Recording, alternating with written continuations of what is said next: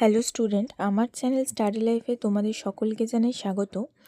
আজ আমি তোমাদের সাথে আলোচনা করব তোমরা যারা 2025 সালে মাধ্যমিক পরীক্ষা দেবে তাদের জন্য বাংলার গল্প থেকে কিছু গুরুত্বপূর্ণ প্রশ্ন। দেরি না করে শুরু করা যাক আজকের আলোচনা। এর প্রথম প্রশ্ন জ্ঞানচক্ষু থেকে। এই বিষয়ে তপনের সন্দেহ ছিল। কোন বিষয়ে তপনের সন্দেহ ছিল? কিভাবে তা দূর হলো? পরের প্রশ্ন জ্ঞানচক্ষু গল্পে তপনের চরিত্রটি আলোচনা করো। পরের প্রশ্ন তপন যেন কোথায় হারিয়ে যায় এই সব কথার মধ্যে। তপন কোন কথার মধ্যে হারিয়ে যায়? কথাগুলো শুনে তপনের কি মনে হয়? পরের প্রশ্ন পত্রিকাটি সকলের হাতে ঘোরে। কোন পত্রিকাটি এবং কেন সেটি সকলের হাতে ঘোরে? এমন অলৌকিক ঘটনাও ঘটে। কোন ঘটনাকে অলৌকিক বলা হয়েছিল? সেই ঘটনার প্রতিক্রিয়া কি হয়েছিল? পরের প্রশ্ন বহুরূপী থেকে। সে ভয়ানক দুর্লভ জিনিস। জিনিসটি কি? কেন তা দুর্লভ জিনিস? পরের প্রশ্ন আপনি কি ভগবানের চেয়েও বড়? এ কথাটি কে কাকে বলেছেন? এ কথাটি বলার কারণ কি? পরের প্রশ্ন হরিদার জীবনে একটি নাটকীয় বৈচিত্র্য আছে। হরিদার জীবনের নাটকীয় বৈচিত্র্যটির যে পরিচয় গল্পে ফুটে উঠেছে তা সংক্ষিপ্তে লেখো। বহুরূপী গল্পে হরিদার চরিত্রটি ব্যাখ্যা করো।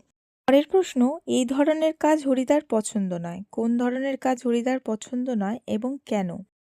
এর পরের প্রশ্ন অদল বদল থেকে। অদল বদল গল্পে অবলম্বনে অমৃত ও ইসাবের বন্ধুত্বের পরিচয় দাও।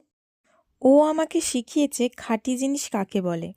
খাঁটি জিনিস কি? কে কাকে শিখিয়েছে?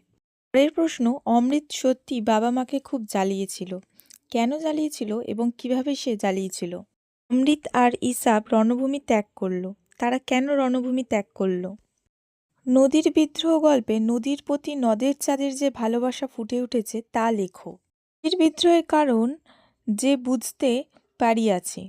নদীর বিদ্রোহের কারণ কে কিভাবে বুঝতে পেরেছিল? পরের প্রশ্ন আমি চললাম হে। কে কাকে একথা বলেছিল? বক্তা কোথায় গিয়েছিলেন? পরের প্রশ্ন নদের চাঁদের ভারী আমোদ বোধ হইতে লাগিল।